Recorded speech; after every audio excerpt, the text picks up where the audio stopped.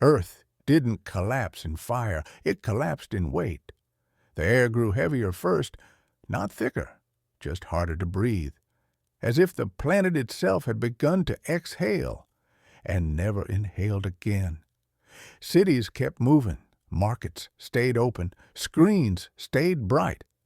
But the sky stopped behaving the way it used to. Storms no longer arrived by season. They came early, they stayed longer, they hovered.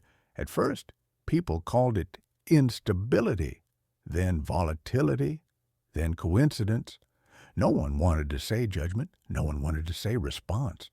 Because response implies relationship, and relationship implies responsibility.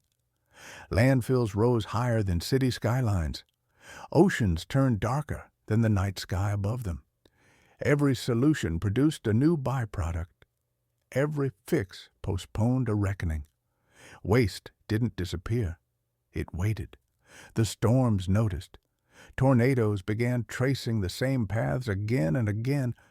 Corridors no satellite could explain. Routes no forecast could predict. They avoided some cities. They returned relentlessly to others. Engineers tried to redirect them. They failed. Governments tried to classify them. They argued. Religious leaders tried to interpret them. They disagreed. And the storms continued, indifferent to language, unmoved by debate. Then came the first corridor event. A region long choked by industrial runoff found itself emptied, not destroyed. Structures remained. People survived. But the waste was gone. Plastics, toxins, debris accumulated over generations, lifted, not scattered, not weaponized, removed. Particles rose into the upper atmosphere, where radiation, pressure, and time broke them down into something unrecognizable. Matter redistributed. Damage interrupted.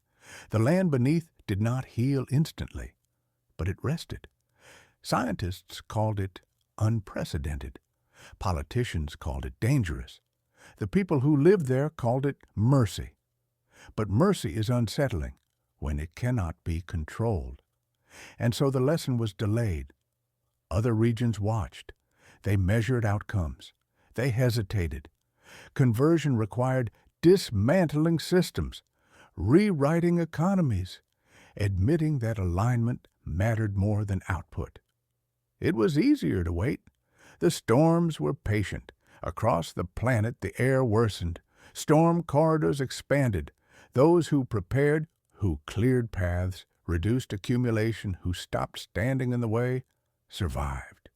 Those who didn't suffered storms that no longer detoured, not out of cruelty, out of consistency.